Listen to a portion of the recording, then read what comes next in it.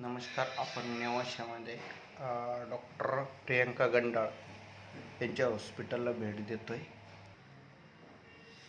नमस्कार. आपण डॉक्टर प्रियंका गंडाळ या समोर बसलेले आहेत, जे काकासाहेब गंडाळ यांच्या मिसेस आहेत. नेवाशामध्ये खूप मोठं हॉस्पिटल आहे यांचं. तर ह्या न्यूट्रिशनवर काम करताय. जसं यांचं हॉस्पिटल पण आहे, पण यांचा जास्त फोकस न्यूट्रिशनवर आहे. तर त्यांनाच विचारू आपण का न्यूट्रिशननी काय फरक पडला. आणि दुसरी गोष्ट, जी तुम्हाला समोर न्यूट्रिशन दिसत आहेत त्यांच्या, तर ही कंपनीकडनं त्यांना 6 महिने रेग्युलर खरेदी केल्यामुळं त्यांना फ्री मिळाली. तर त्यांना हे विचारू आपण का न्यूट्रिशन समोर पेशंटला दिल्यानंतर काय रिझल्ट आले. तर नमस्कार ताई. नमस्कार. मी डॉक्टर प्रियंका काकासाहेब गंडाळ. मी न्यूट्रिचार्ज वुमन ह्या न्यूट्रिचार्ज वुमनचे पेशंटवर घेतलेले रिझल्ट, माझ्या पेशंटवर घेतलेले रिझल्ट सांगते. न्यूट्रिचार्ज वुमन ही गोळी 14 वर्षाच्या मुलीपासून ते 50 वर्षाच्या महिलेपर्यंत आपण सगळ्यांना देऊ शकतो. ही गोळी घेतल्यामुळं मला आलेले रिझल्ट म्हणजे, ही गोळी जर 3 महिने सलग घेतली, रोज सकाळी जेवणानंतर एक, तर बऱ्याचशा महिलांचे हिमोग्लोबिन वाढले. म्हणजे 3 ते 4% हिमोग्लोबिन वाढते 3 महिने सलग गोळी घेतली तर.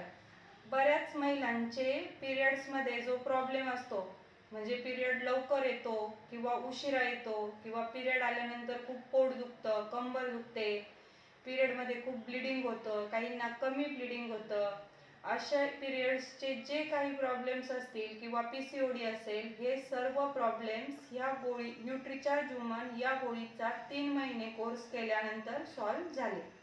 बरं, त्याच्याबरोबर तुम्ही व्हेज ओमेगा पण देतात आहे, तर यांनी पण चांगले रिझल्ट बघायला मिळतात ना. म्हणजे कंबो पॅक देताय तुम्ही. न्यूट्रिचार्ज वुमन सोबत जर व्हेज ओमेगा दिलं तर तर महिलेला जे काही समजा डिलिव्हरी नंतर सगळ्यांना चालू होतो, म्हणजे मेन म्हणजे कंबरदुखीचा त्रास, सिझेरियन डिलिव्हरी, नॉर्मल डिलिव्हरी नंतर जो कंबरदुखीचा त्रास होतो, अशा महिलांना न्यूट्रिचार्ज वुमन आणि व्हेज ओमेगा हे जर कॉम्बिनेशन दिलं तर त्यांना त्यांचा 3 महिन्याच्या कोर्स नंतर पूर्ण कंबरदुखीचा त्रासमध्ये पूर्णपणे आराम मिळतो. ओके, धन्यवाद ताई. तर आपण तुमच्या हॉस्पिटलचा एक व्हिडिओ काढतात आहे मी. हे काकासाहेब गंडाळ, प्रियंका गंडाळ ताई, त्यांचं नेवाशामध्ये हॉस्पिटल आहे.